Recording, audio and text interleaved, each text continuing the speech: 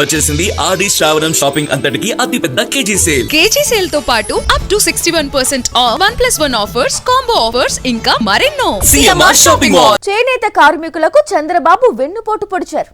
అన్ని వర్గాలకు చేసినట్టుగానే చేనేత వర్గాన్ని కూడా నిలువునా ముంచారు. ఎన్నికలకు ముందు ఎన్నెన్నో హామీలిచ్చిన చంద్రబాబు రెండేళ్లైనా నేతన్నలకు న్యాయం చేయలేదు. కానీ ఇప్పుడే నేతన్నలు గుర్తొచ్చినట్టుగా హడావిడి ఎందుకు చేస్తున్నారు? What's the story. ఎన్నికల్లో గెలవడానికి అడ్డమైన హామీలు ఇవ్వటం, గెలిచాక జనాన్ని పట్టించుకోకపోవటం అనేది చంద్రబాబుకు వెన్నతో పెట్టిన విద్య. 4సారి ముఖ్యమంత్రిని అయ్యానంటూ గొప్పగా చెప్పుకునే చంద్రబాబు తన జీవితంలో ఏ వర్గానికి మేలు చేశారో చెప్పమంటే చెప్పలేరు. జాతీయ చేనేత దినోత్సవం కావటంతో ఇప్పుడు ఆయనకు చేనేతన్నలు గుర్తుకు వచ్చారు. దీంతో వారానికి కాస్తో కూస్తో నిధులు విదిల్చి అంతా తన క్రెడిట్ అని చెప్పుకునేందుకు ప్రయత్నిస్తున్నారు. వైఎస్ జగన్ హయాంలో ఎంతో సంతోషంగా ఉన్న చేనేత కార్మికులు గడిచిన 2 ఏళ్లుగా కష్టాలు పడుతున్నారు. గత వైఎస్ జగన్ ప్రభుత్వంలో చేనేతల కోసం ప్రత్యేకంగా నేతన్న నేస్తం పేరుతో ఒక పథకాన్ని రూపొందించారు. ఈ పథకం కింద రాష్ట్ర వ్యాప్తంగా ఉన్న 81,000 మందికి ప్రతి ఏటా 24,000 చొప్పున ఆర్థిక సాయం అందించారు. 5 ఏళ్ల పాటు క్రమం తప్పకుండా ఈ సాయం అందించారు. కానీ ఎన్నికలకు ముందు చంద్రబాబు ఈ చేనేతన్నలకు ఆశలు కల్పించారు. తాను అధికారంలోకి వస్తే ప్రతి ఒక్కరికి 25,000 రూపాయల చొప్పున ఇస్తానంటూ నమ్మబలికారు. కానీ అధికారంలోకి వచ్చి 2 ఏళ్లు దాటినా వారికి చేసిన ప్రయోజనం ఏమీ లేదు. దీంతో నేతన్నల నుంచి తీవ్రమైన విమర్శలు వస్తుండటంతో హడావిడిగా 71,000 మందికి మాత్రమే ఆర్థిక సాయం చేసేందుకు ముందుకొచ్చారు. జగన్ హయాంతో పోల్చితే 10,000 కుటుంబాలను తగ్గించి వారందరికీ చంద్రబాబు నిలువునా వెన్నుపోటు పొడిచారు. నిజానికి అప్పట్లో వైఎస్ జగన్ 81,000 కుటుంబాలకు ఆర్థిక సాయం చేస్తుంటే చంద్రబాబు తీవ్రమైన ఆరోపణలు చేశారు.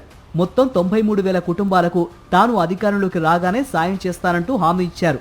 కానీ ఇప్పుడు సగానికి సగం తగ్గించి వారికి అన్యాయం చేశారు. అంతేకాదు ఆప్కోకు కూడా నిధులు ఇవ్వటం లేదు. గత వైఎస్ఆర్సీపీ ప్రభుత్వం ఇచ్చిన పెట్టుబడి సాయంతో చేనేత కార్మికులు సొంతంగా నూలు, రంగులు కొనుక్కొని బట్టలు నేసి అమ్ముకుంటూ గౌరవంగా బతికారు. చంద్రబాబు కూటమి ప్రభుత్వం అధికారంలోకి వచ్చిన ఈ 2 సంవత్సరాలుగా చేనేత కార్మికులను కనీసం పట్టించుకున్న దాఖలాలు లేవు. చేనేత సొసైటీలు తయారు చేసిన వస్త్రాలను మార్కెటింగ్ చేయడానికి ఏర్పడిన ఆప్కో సంస్థను కూటమి ప్రభుత్వం పూర్తిగా పక్కనబెట్టింది. ప్రస్తుతం ఆప్కోలో చైర్మన్ లేడు, జిల్లాల వారీగా డైరెక్టర్ల కమిటీ లేదు, సరైన ఉద్యోగులు లేరు. వేరే డిపార్ట్మెంట్ల అధికారులతో నామమాత్రంగా నడిపిస్తున్నారు. గత 2 ఏళ్లుగా సొసైటీల నుంచి ఎంత కొనుగోలు చేశారు, ఎంత అమ్మారో వివరాలు లేవు. సొసైటీలకు రావాల్సిన సరుకు డబ్బుల్ని 2 ఏళ్లుగా రిలీజ్ చేయకుండా ప్రభుత్వం తొక్కిపెట్టింది. దీనివల్ల సొసైటీలు కోఆపరేటివ్ బ్యాంకుల్లో తెచ్చిన అప్పులకు 12% పైగా వడ్డీలు కట్టలేక దివాలా తీసే పరిస్థితికి వచ్చాయి. ప్రభుత్వ సహకారం, మార్కెటింగ్ సదుపాయం లేకపోవడంతో తయారు చేసిన బట్ట అమ్ముడుపోక చేనేత రంగం అగమ్య గోచరంగా మారింది.